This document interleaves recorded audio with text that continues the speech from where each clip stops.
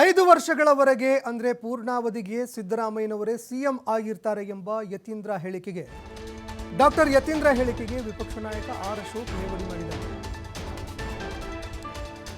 ಜನರು ದೇಶದ ಬಗ್ಗೆ ಚಿಂತೆ ಮಾಡ್ತಾ ಇದ್ದಾರೆ, ಹೀಗಾಗಿ ಜನರಿಗೆ ಇಂತಹದ್ದೊಂದು ವಿಚಾರ ಬೇಕಾಗಿಲ್ಲ. ಜನರು ಮೋದಿಯನ್ನ ಮತ್ತೊಮ್ಮೆ ಪ್ರಧಾನಿ ಮಾಡೋದಕ್ಕೆ ನೋಡ್ತಾ ಇದ್ದಾರೆ, ಮತ್ತೊಮ್ಮೆ ಅವರನ್ನ ಪ್ರಧಾನಿಯನ್ನಾಗಿ ನೋಡಬೇಕು ಅಂತ ಜನರು ಆಶಯ ಪಡ್ತಾ ಇದ್ದಾರೆ. ಡಾಕ್ಟರ್ ಯತೀಂದ್ರ ಪಕ್ಷದ ವಿಚಾರಗಳನ್ನ ನಿರ್ಣಯ ಮಾಡುವಂತಹ ಸ್ಥಾನದಲ್ಲಿಲ್ಲ.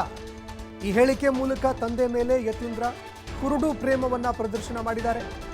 ಕಾಂಗ್ರೆಸ್ನಲ್ಲಿ ಡಿಕೆಶಿ ಒಂದು ಬಣ, ಅದೇ ರೀತಿಯಾಗಿ ಸಿದ್ದರಾಮಯ್ಯದು ಒಂದು ಬಣ ಇದೆ ಅಂತ ಆರ್ ಅಶೋಕ್ ಲೇವಡಿ ಮಾಡಿದ್ದಾರೆ.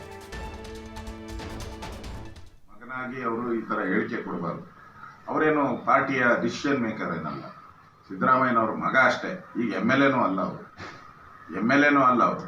ಅದರಿಂದ ಮಗ ಆಗಿ ಅವ್ರ ತಂದೆ ಬಗ್ಗೆ ಕುರುಡು ಪ್ರೇಮವನ್ನ ತೋರಿಸುವಂಥದ್ದು ಸರಿ ಇಲ್ಲ. ಕಾಂಗ್ರೆಸ್ ಪಾರ್ಟಿಯಲ್ಲಿ ಎಲ್ಲವೂ ಸರಿ ಇಲ್ಲ, ಗೊಂದಲ ಇದೆ ಅನ್ನೋದು ಇದರಿಂದ ಸ್ಪಷ್ಟ ಆಗ್ತಾ ಇದೆ.